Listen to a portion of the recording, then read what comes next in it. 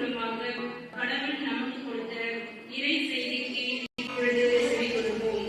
விவிலியத்தின் மகிமையை உணர்ந்து விவிலியத்தை பற்றிக் கொண்டு விண்ணக பயணத்தை தொடர்வோம். ஆதாம் ஏவாள். ஆண்டவராகிய கடவுள் தாம் மனிதனிடமிருந்து எடுத்த விலா எலும்பை ஒரு பெண்ணாக உருவாக்கி மனிதனிடம் அழைத்து வந்தார். அப்பொழுது மனிதன், இதோ இவளே என் எலும்பில் எலும்பும் சதையின் சதையும் ஆனவள். ஆணிடமிருந்து எடுக்கப்பட்டதால் இவள் பெண் என்று அழைக்கப்படுவாள் என்றார். மனிதன் தன் மனைவிக்கு ஏவாள் என்று பெயரிட்டான். ஏனெனில் உயிருள்ளோர் எல்லோருக்கும் அவளே தாய்.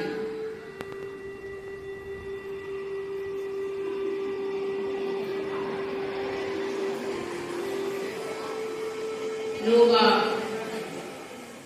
கடவுள் நோவாவையும் அவருடன் பேழையில் இருந்த எல்லா காட்டு விலங்குகள் கால்நடைகள் அனைத்தையும் நினைவு கூர்ந்தார். ஆகவே மண்ணுலகின் மீது காற்றை வீச செய்தார். வெள்ளம் தனிய தொடங்கியது. கடவுள் நோவாவிற்கும் அவர் புதல்வருக்கும் ஆசை வழங்கி கூறியது, பழுதி பெருகி மண்ணுலகை நிரப்புங்கள். ஆபிரகாம் சாரா. ஆபிரகாம் தம் கூடார வாயிலில் அமர்ந்திருக்கையில் கண்களை உயர்த்தி பார்த்தார். 3 மனிதர் தம் அருகில் நிற்பதை கண்டார். அவர்கள் முன் தரை மட்டும் தாழ்ந்து வணங்கினார். பின்பு ஆபிரகாம் தம் கூடாரத்திற்கு விரைந்து சென்று சாராவை நோக்கி, விரைவாக 3 மரக்கால் நல்ல மாவை பிசைந்து அப்பங்கள் சுடு என்றார். பின்பு அவர்கள் ஆபிரகாமை நோக்கி, உன் மனைவி சாரா எங்கே என்று கேட்க, அவர், அதோ கூடாரத்தில் இருக்கிறார் என்று பதில் கூறினார். அப்பொழுது ஆண்டவர், நான் இளவேனின் காலத்தில் உறுதியாக மீண்டும் உன்னிடம் வருவேன். அப்பொழுது உன் மனைவி சாராவுக்கு ஒரு மகன் பிறந்திருப்பான் என்றார்.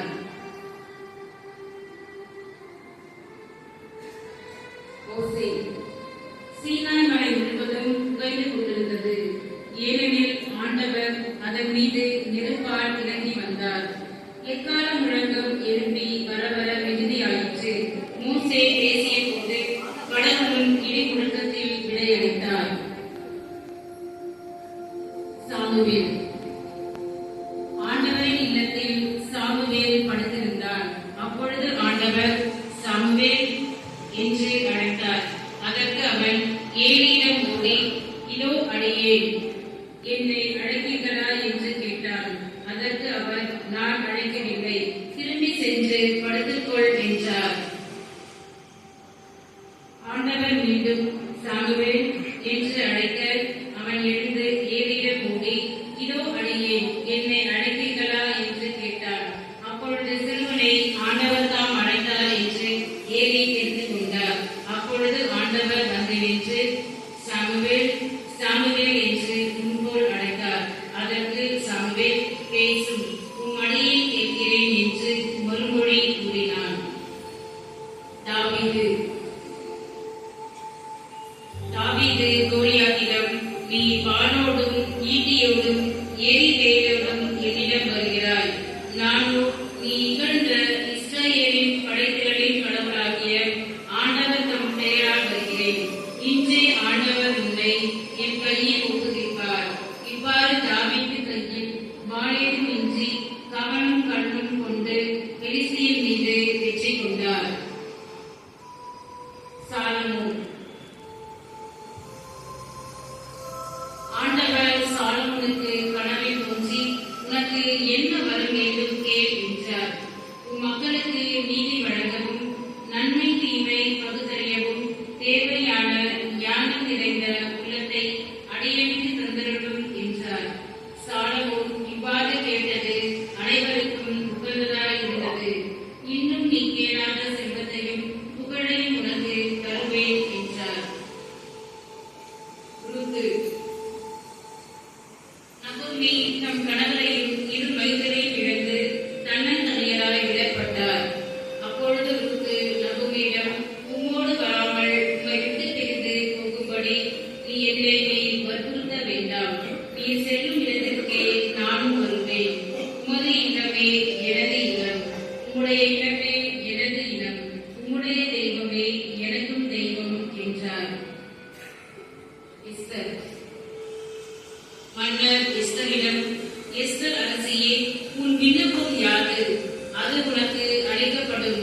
நீ வேண்டுவது என் அரசின் பாதியே ஆனாலும் அது உனக்கு கொடுக்கப்படும் என்றார்.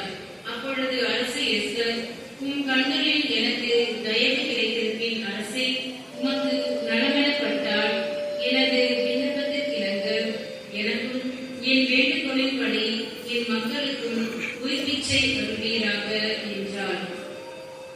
எசாயா. யாரை நான் அனுப்புவேன்? நமது பணிக்காக யார் போவான் என வினவும் என் தலைவரின் குரலை நான் கேட்டேன். அதற்கு, இதோ நான் இருக்கிறேன், அடியேனை அனுப்பும் என்றேன். நலிந்தவனை நல்வாக்கால் ஊக்குவிக்கும் அறிவை நான் பெற்றிட ஆண்டவராகிய என் தலைவர் கற்றோமின் நாமே எனக்கு அளித்துள்ளார். காலைதோறும் அவர் என்னை தட்டி எழுத்துகின்றார். கற்போர் கேட்பது போல் நானும் செவி கொடுக்க செய்கின்றார். யோனா. நீங்கள் என்னை தூக்கி கடலில் எரிந்து விடுங்கள், அப்பொழுது கொந்தளிப்பு அடங்கிவிடும், நீங்கள் பிழைத்துக் கொள்வீர்கள். உங்களை தாக்கும் இந்த கடும் புயல் என்னால் உண்டாயிற்று என்பது எனக்கு தெரியும். ஆண்டவர் ஏற்பாடு செய்திருந்தபடியே ஒரு பெரிய மீன் வந்து யோனாவை விழுங்கிற்று. யோனா 3 நாள் அல்லும் பகலும் அந்த மீன் வயிற்றில் இருந்தார். திருமுழுக்கு யோவான். யோவான் ஒட்டக முடி ஆடையை அணிந்திருந்தார். தோல் கச்சையை இடையில் கட்டியிருந்தார். அவர் தொடர்ந்து, என்னை விட வலிமைமிக்க ஒருவர் எனக்கு பின் வருகிறார். குனிந்து அவருடைய மிதியடிவாரை அவிழ்த்து கூட எனக்கு தகுதி இல்லை. நான் உங்களுக்கு தண்ணீரால் திருமுழுக்கு கொடுக்கிறேன், அவரோ உங்களுக்கு தூய ஆவியால் திருமுழுக்கு கொடுப்பார் என பறைசாற்றினார். அன்னை மரியா. வானதூதர் அவரிடம், தூய ஆவி மீது வரும், உன்னத கடவுளின் வல்லமை உன்மேல் நிழலிடும். ஆதலால் உம்மிடம் பிறக்கப் போகும் குழந்தை தூயது, அக்குழந்தை இறைமகன் எனப்படும். பின்னர் மரியா, நான் ஆண்டவரின் அடிமை, உன் சொற்படியே எனக்கு நிகழட்டும் என்றார். புனித யோசேப்பு. ஆண்டவரின் தூதர் அவருக்கு கனவில் தோன்றி, யோசேப்பே, தாவீதின் மகனே, உன் மனைவி மரியாவை ஏற்றுக்கொள்ள அஞ்ச வேண்டாம். ஏனெனில் அவர் கருவுற்றிருப்பது தூய ஆவியால்தான். அவர் ஒரு மகனை பெற்றிருப்பார். அவருக்கு இயேசு என பெயரிடுவீர் என்றார். யோசேப்பு தூக்கத்திலிருந்து விழித்தெழுந்து ஆண்டவரின் தூதர் தமக்கு பணித்தவாறே தம் மனைவியை ஏற்றுக்கொண்டார். ஆண்டவர் இயேசு கிறிஸ்து. இயேசு கலிலேய கடலோரமாய் நடக்கும் பொழுது சகோதரர் இருவரை கண்டார். ஒருவர் பேதுரு எனப்படும் சீமோன், மற்றவர் அவர் சகோதரரான அந்திரேயா. மீனவரான அவ்விருவரும் கடலில் வலை வீசிக் கொண்டிருந்தனர். இயேசு அவர்களை பார்த்து, என் பின்னே வாருங்கள், நான் உங்களை மனிதரை பிடிப்பவர் ஆக்குவேன் என்றார். உடனே அவர்கள் வலையை விட்டுவிட்டு அவரை பின்பற்றினார்கள்.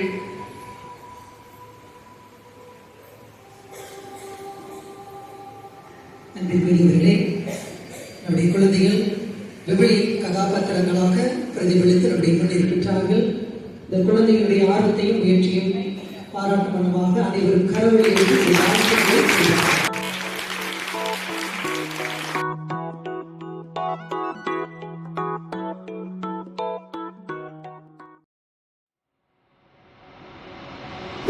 you